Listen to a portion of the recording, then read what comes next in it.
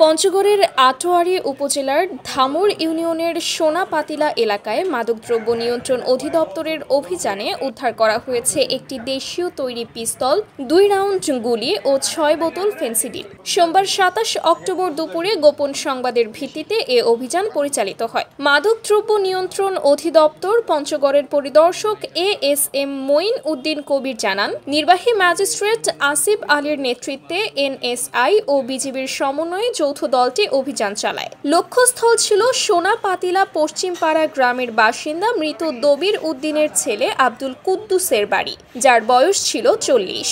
তল্লাশির সময় বাড়ির পূর্ব পাশের একটি ঘড়ির ঘরে মাটির নিচে পুঁতে রাখা অবস্থায় দেশি পিস্তল, 2টি গুলি ও 6 বোতল ফেন্সিডিল উদ্ধার করা হয়। তবে অভিযানের সময় অভিযুক্ত আব্দুল কুদ্দুস পলাতক ছিলেন।